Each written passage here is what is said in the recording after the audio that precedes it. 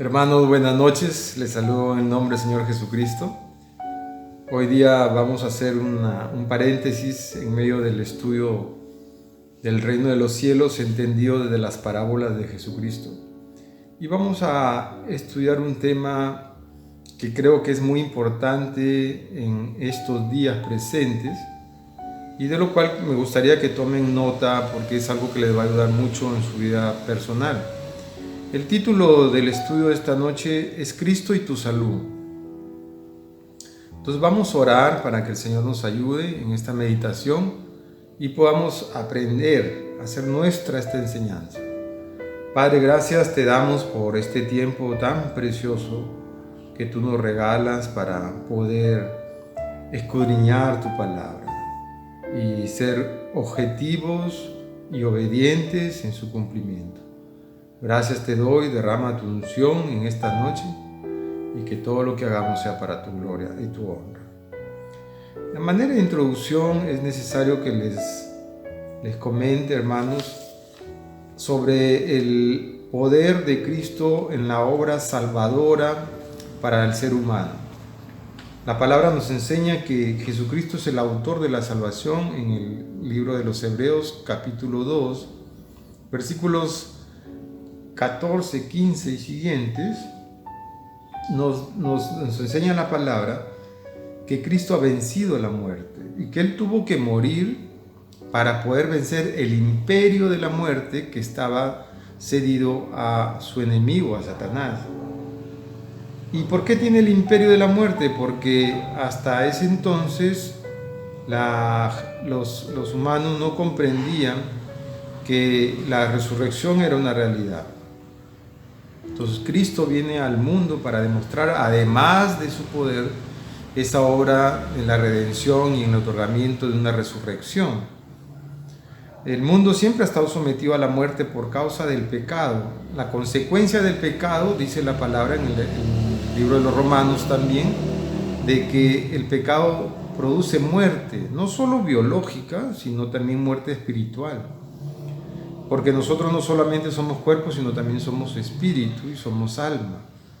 Es que el pecado arrasa con la humanidad, quitándole esa vida biológica y esa vida espiritual. Y este imperio, este dominio estaba bajo el dominio del enemigo de Dios. Cristo viene y le quita ese imperio con la muerte que le acontece en la cruz, porque luego logra resucitar. Muere para resucitar y con eso vence el imperio de la muerte. Así que hay algo curioso que ahí dice en el versículo 15 de Hebreos 2, dice la palabra de Dios, y librar a todos los que por el temor de la muerte estaban durante toda la vida sujetos a servidumbre. Es un pasaje que hace mención al tiempo de esclavitud del pueblo judío bajo el imperio egipcio y que continuamente ellos vivían bajo ese temor de morir por cualquier razón porque eran esclavos. Así que desde pequeños hasta adultos, la única forma que conocían de la vida era una muerte súbita y vivían bajo ese temor, porque el látigo de su amo les podía quitar la vida. Pero lo que en realidad el apóstol Pablo quiere decir y el Espíritu Santo nos quiere decir es que ese temor a la muerte es por extensión a todos los seres humanos. Hay un temor natural a la muerte producto del pecado. Si nosotros no tuviéramos pecado, no tendríamos temor a morir. Entonces el temor a la muerte es consecuencia del pecado original en el hombre y por lo tanto es algo que está vigente en la naturaleza humana. Cuando Cristo viene y hace una obra en nosotros, entonces tiene que efectuarse un hecho. Y el hecho es que nosotros somos librados de la esclavitud, del temor a la muerte.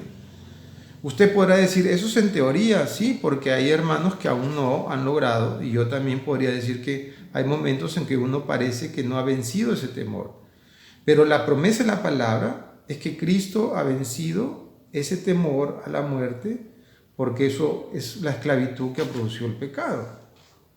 Así que la muerte, el temor a la muerte, el pecado y la enfermedad son cosas que producen ese sentimiento en los seres humanos. Entonces, ese es el aspecto negativo del pecado en la humanidad. Pero nosotros sabemos, probablemente tú, hermano, lo sepas teóricamente porque tienes que hacerlo una vivencia en tu vida, y de repente algún amigo no lo entiende porque aún no conoció a Cristo. Pero Cristo tiene una solución frente a esa problemática de la muerte. Él ha resucitado y ha prometido a que todo aquel que en Él cree también tiene la vida eterna. Entonces vamos a centrar nuestra atención en esta oportunidad en la enfermedad. ¿Por qué la enfermedad tiene que producir en nosotros temor?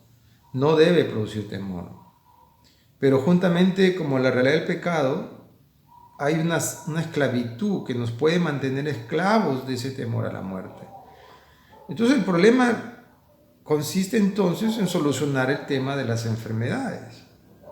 Pues Cristo, la buena noticia es que Cristo ha provisto solución para las enfermedades. Muchos podrán decir, pero entonces ahora, ¿por qué algunos hermanos han muerto?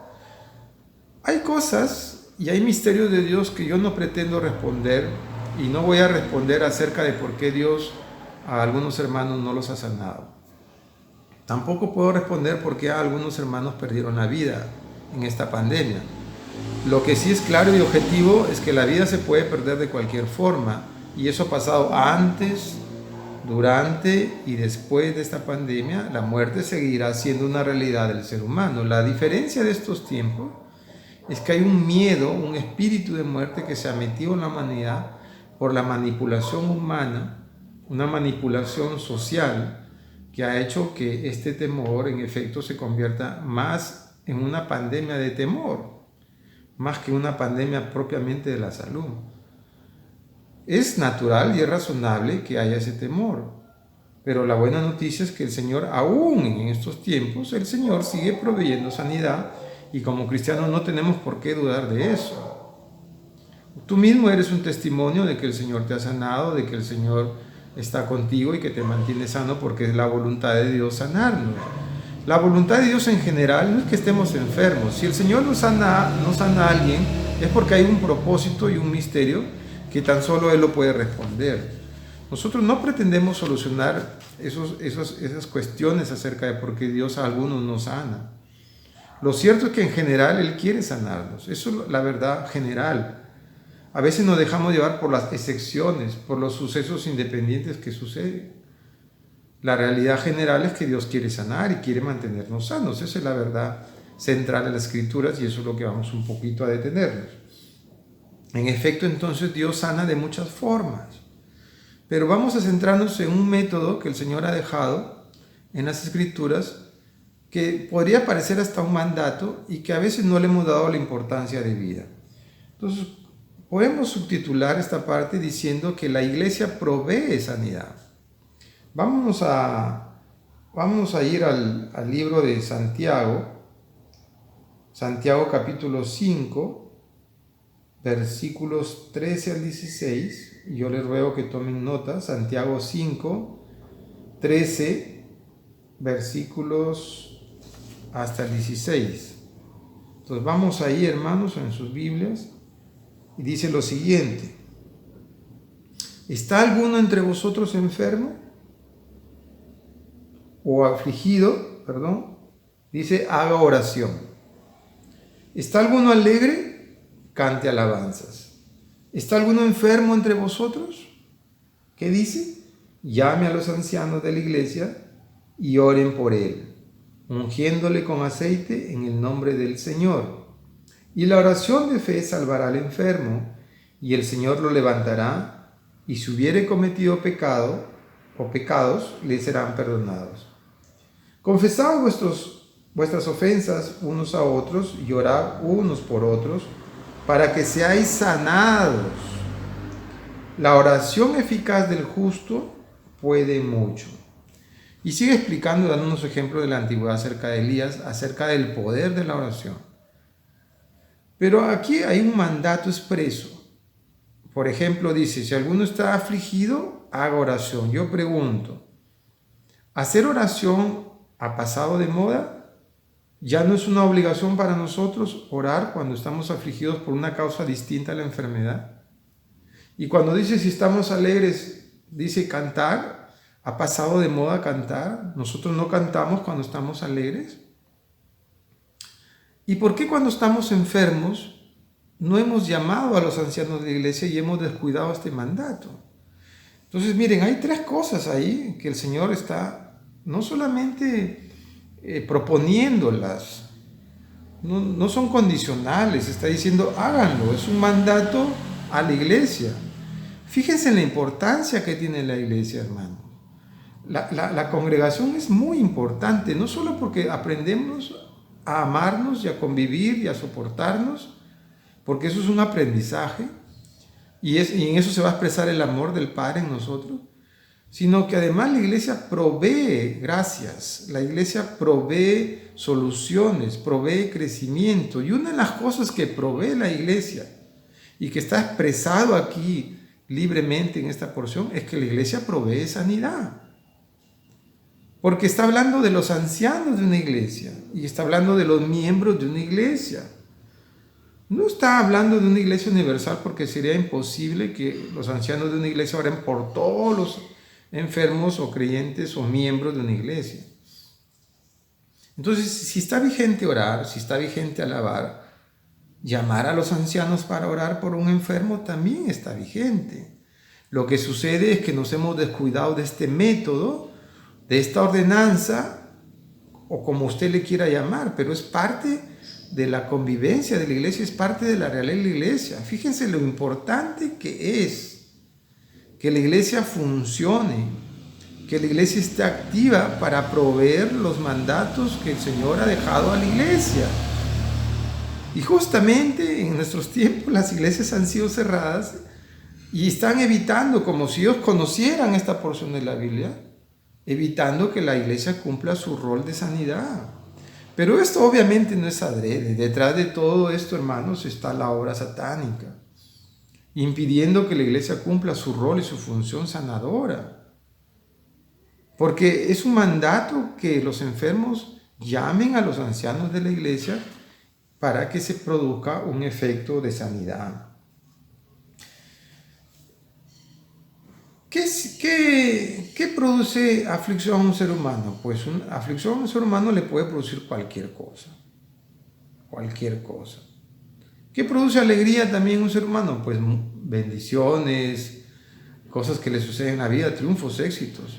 Pero la enfermedad es un hecho específico.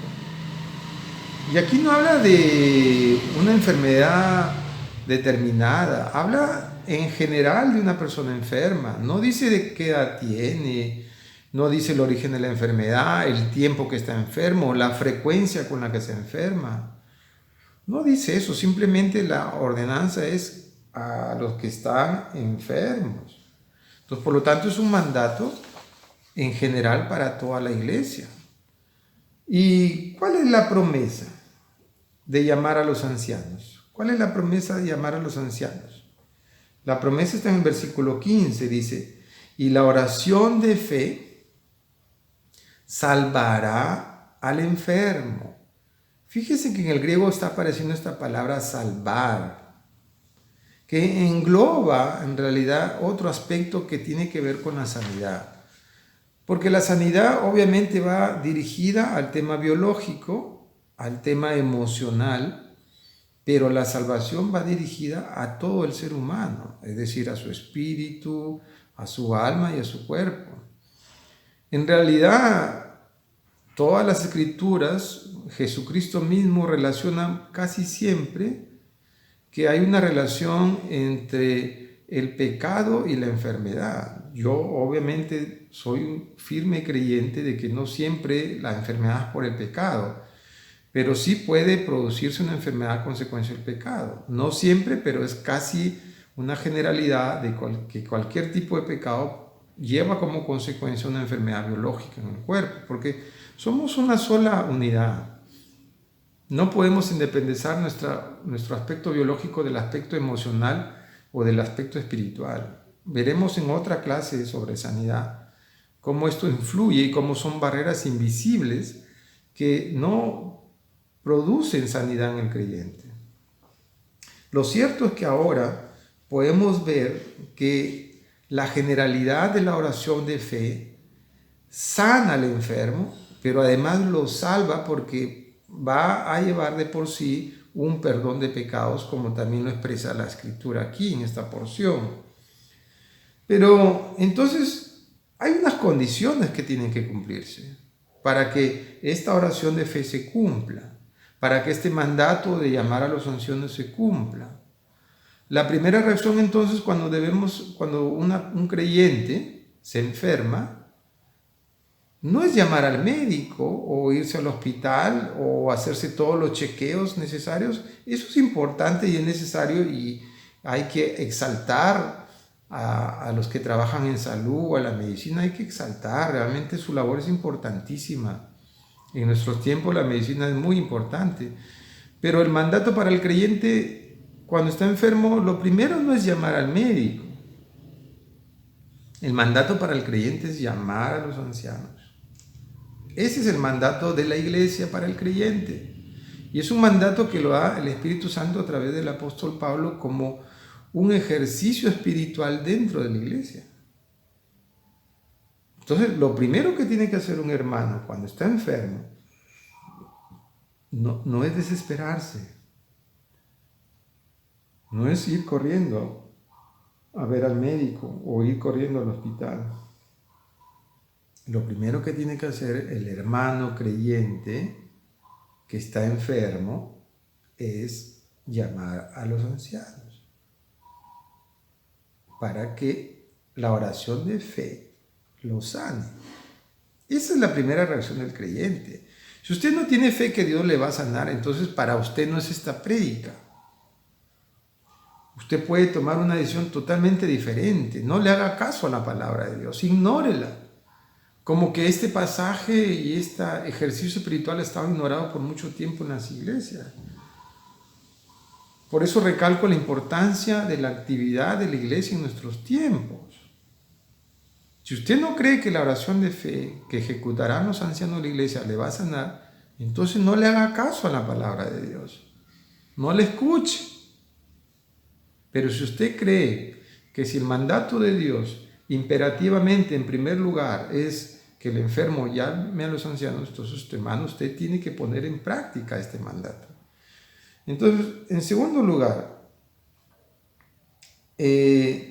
tenemos que entender que esos ancianos están obligados a orar por el enfermo y ungir, dice la palabra, con aceite al que está postrado en cama.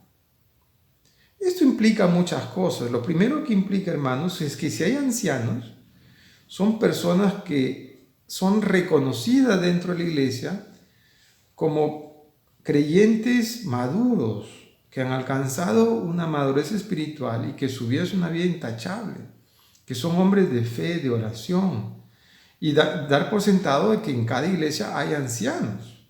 No solamente ancianos en sentido cronológico, sino ancianos de Dios, que significa que son creyentes con muchos años y que están totalmente bajo obediencia a la iglesia y bajo obediencia al Señor.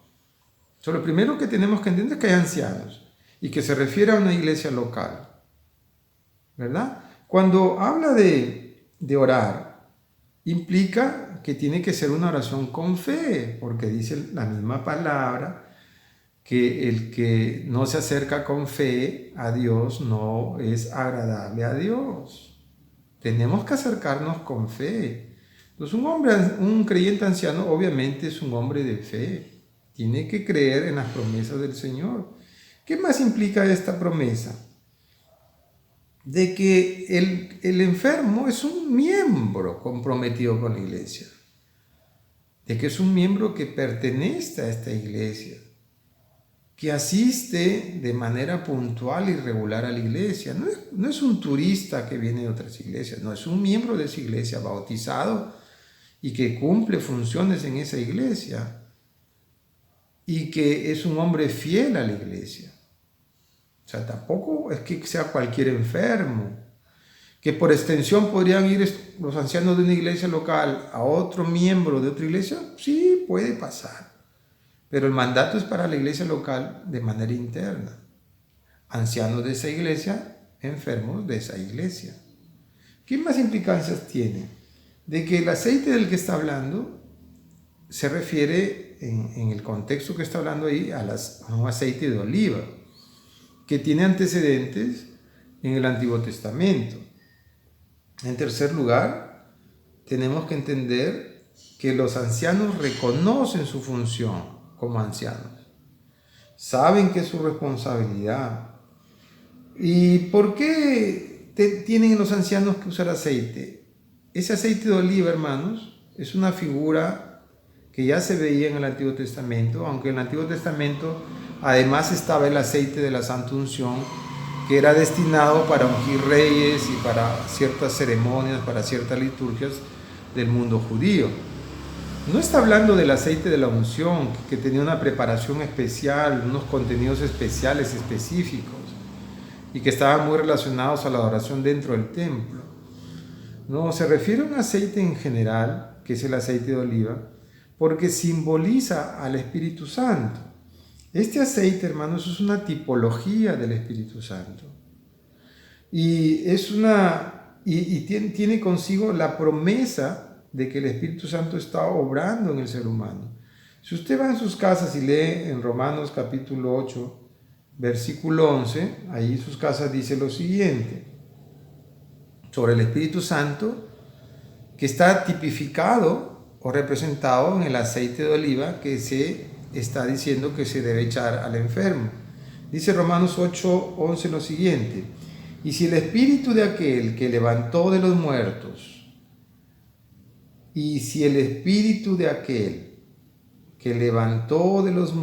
a Jesús, ¿de qué aquel y de qué espíritu está hablando? Está hablando del Espíritu Santo, del Espíritu del Dios, del Padre, porque el que resucita de los muertos al Hijo es el Padre. Dice, y si el espíritu de aquel que levantó de los muertos a Jesús mora en vosotros, mora en mí, mora en ti, el espíritu que hemos recibido al momento de aceptar a Cristo como nuestro Salvador, y el espíritu viene a morar en nosotros. Fíjense en la expresión. El Espíritu Santo vivifica el cuerpo. Cuando el Espíritu Santo se activa, que ya está en nosotros, pero se activa y empieza a obrar, dice que el Espíritu vivifica al cuerpo biológico lo vivifica, le da vida. Por lo tanto, es una promesa de sanidad. No solo es en el aspecto espiritual, de que regenera nuestra manera de pensar, de que lava nuestra alma, sino también vivifica el cuerpo. Esa es la promesa que está en Romanos 8:11 y es la que está tipificada en la unción del aceite de oliva en el enfermo. O sea, la presencia del Espíritu Santo es la presencia del aceite es para representar la acción del Espíritu Santo en la vida de ese enfermo. ¿Qué es lo que hace entonces el aceite? El aceite es una motivación santa a nuestros sentidos biológicos. Al ver nosotros con nuestros sentidos que el aceite está siendo derramado en nosotros, entonces nosotros estamos sintiendo el obrar del Espíritu Santo, el actuar en esos cuerpos que están enfermos. En cuarto lugar, hermanos, la fe que tiene ese creyente enfermo, su fe de él, ya no solo la fe de los ancianos, sino la fe del creyente, es la que va a activar esa obra del Espíritu Santo. Yo pongo mi fe en que Cristo me va a sanar, y al ver el aceite activa mi fe. De alguna manera me activa mis sentidos y me hace entender lo que Cristo está haciendo en ese momento y lo que el Espíritu Santo, que es el que obra en nosotros, está empezando a hacer. Entonces tiene que actuar ya la fe del creyente.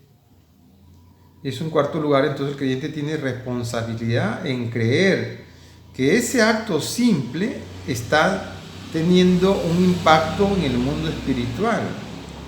Nosotros lo vemos con nuestros sentidos como el aceite que se derrama, pero en el mundo espiritual están sucediendo cosas que no podemos ver. El aceite entonces es el que nos permite ver en este mundo físico lo que sucede en el mundo espiritual. Un acto sencillo con implicancias espirituales que son eternas, que son misterios del Señor.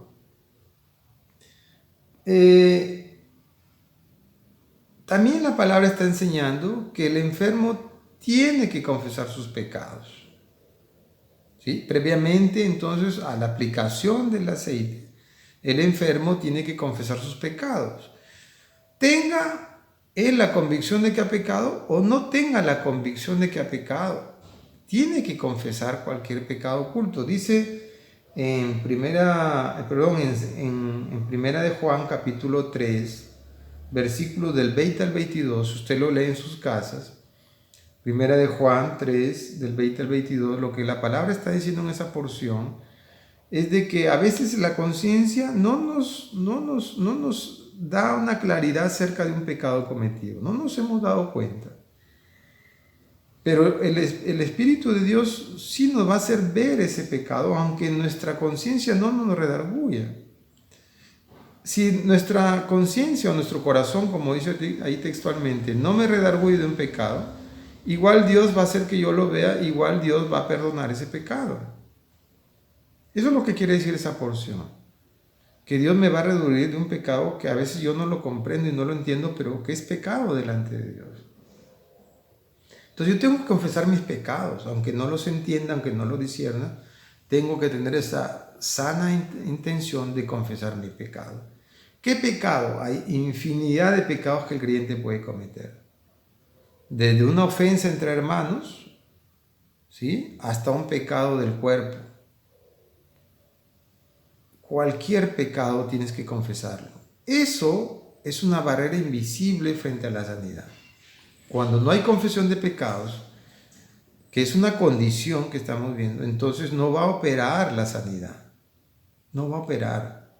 ¿Por qué? Porque hay un pecado que es una barrera invisible. Dice el mandato que tiene que haber confesión de pecados para que se produzca la sanidad. Entonces, tiene el creyente que tener esa seguridad también de que hay perdón. Así como hay confesión, la evidencia también del Espíritu Santo es que también hay perdón. Yo no voy a confesar mi pecado y voy a estar esperando que el Señor me perdone mañana, pasado, o sospechar de que el Señor ese pecado no me lo puede perdonar. Tengo que tener también la seguridad de que ese pecado en ese momento está siendo perdonado. Tengo que tener esa seguridad. En sexto lugar, hermano, ¿cómo cumplen los ancianos su mandato de orar por los enfermos? Fíjense que aquí los ancianos incluye al pastor. ¿Sí? Los ancianos incluye al pastor. Porque esta palabra en hebreo es obispo, significa también pastor. Se usa de la misma forma, así que cuando habla de ancianos incluye al pastor, que tiene que cumplir esta función y este mandato. Los ancianos están cumpliendo un mandato de Cristo, entonces. Tienen que tener claro que ellos están actuando en obediencia a Cristo. No pueden prescindir de esa petición del creyente. Tienen que hacer con amor el cumplimiento de este mandato, en obediencia a Cristo. Eso es la parte responsable de los ancianos. Por eso es que tienen que ser personas reconocidas, personas amadas. No te vas a estar peleando con los ancianos de la iglesia. El día que te enfermes y los llames, lo primero que vas a hacer, vas a tener que pedirle perdón a ellos. Eso es una locura, hermanos, pelearnos entre nosotros. Tener desavenencias entre hermanos de la iglesia es una locura. Es un mal negocio. Tener contiendas entre hermanos es un mal negocio. No sirve. Los ancianos cumplen su mandato y lo cumplen con amor. Y nosotros tenemos que respetar a los ancianos de la iglesia. Tenemos que comprender que en ellos hay este depósito de gracia para la sanidad. También los ancianos deben reconocer que hay una provisión de la cruz en este acto. O sea, el Señor ya ha provisto que mediante este acto hay sanidad. Vámonos a Primera de Pedro, capítulo 2, versículo 24, dice: quien llevó él mismo nuestros pecados en su cuerpo sobre el madero. Fíjense lo que dice. Repito, quien llevó él mismo nuestros pecados en su cuerpo sobre el madero, para que nosotros, estando muertos a los pecados, vivamos a la justicia, y por cuya herida fuisteis sanados. Esa es la provisión de la cruz. Que nosotros, dice, en la herida, porque todo su cuerpo era una llaga, como lo dice Isaías, en su herida, en todo su cuerpo mutilado, el Señor ya nos proveyó sanidad. Los ancianos tienen que entender que la provisión ya está disponible. Lo que pasa es que no la hemos puesto en práctica. Lo que pasa es que no la hemos ejercitado como parte de una solución a las enfermedades.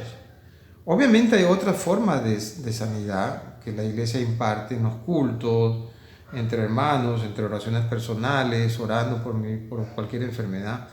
Pero este método, que tiene una connotación de iglesia, es un método más eficiente, porque está obrando el Espíritu Santo en más de 2 personas.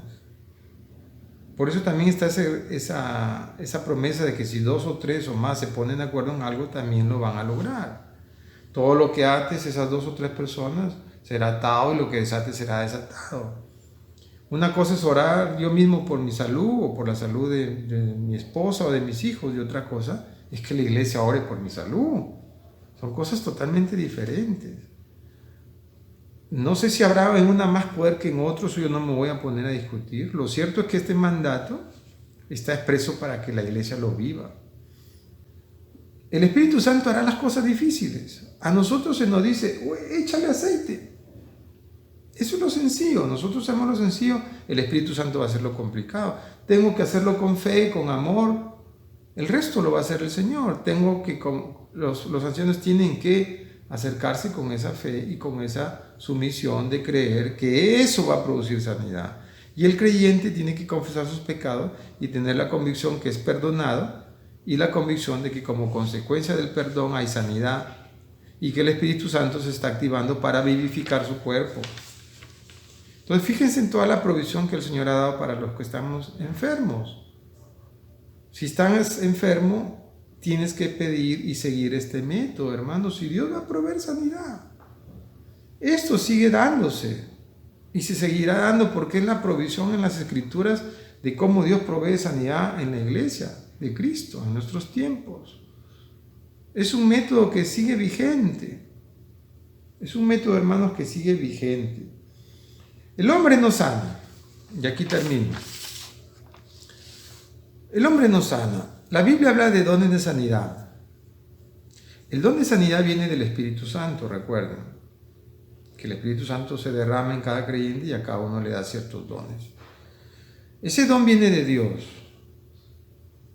Y aquí queda claro de que los ancianos, que necesariamente no tengan el don de sanidad, sin embargo su oración es eficaz.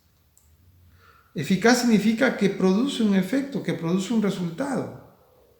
Es eficaz. Con pocos recursos produce lo que uno quiere. No necesariamente el anciano tiene que tener el don, porque la sanidad va a venir por lograr el Espíritu Santo. La sanidad viene por la obediencia al método. No es el hombre el que sana, es Dios el que sana. Así que, ¿qué nos queda, hermanos, como reflexión final? De que Jesucristo sigue sanando. La iglesia sigue proveyendo sanidad. Por eso es importante que las iglesias se abran. Tú, hermano, tienes que convocar a los ancianos para que oren por ti. Tú tienes que creer que ese método funciona y que el Señor ha provisto ya todo para que nosotros seamos sanados en el ejercicio y en el desarrollo de la iglesia. Amemos nuestra iglesia.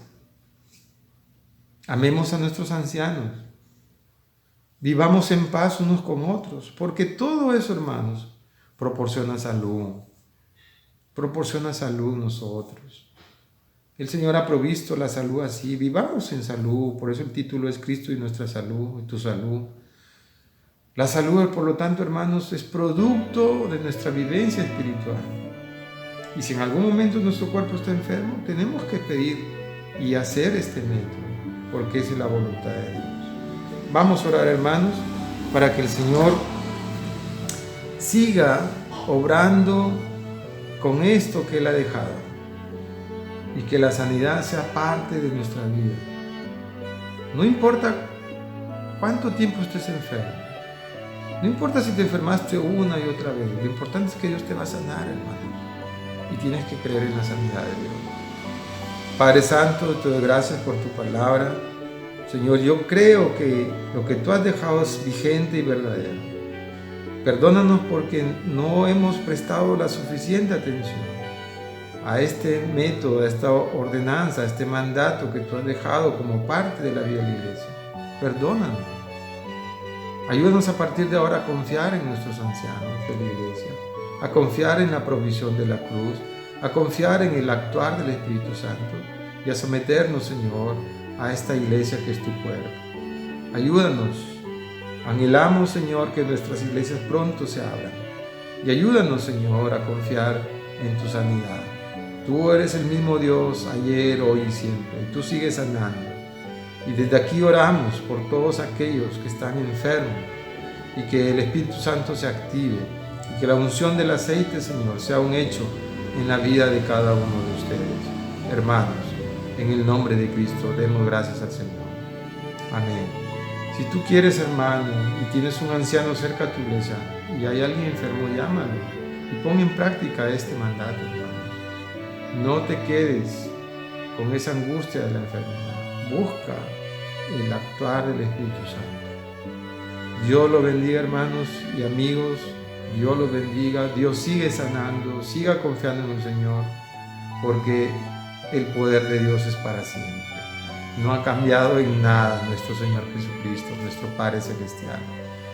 Y damos gracias a Él, porque Él ha provisto todo para nuestras vidas. Dios los bendiga, hermanos. Amén.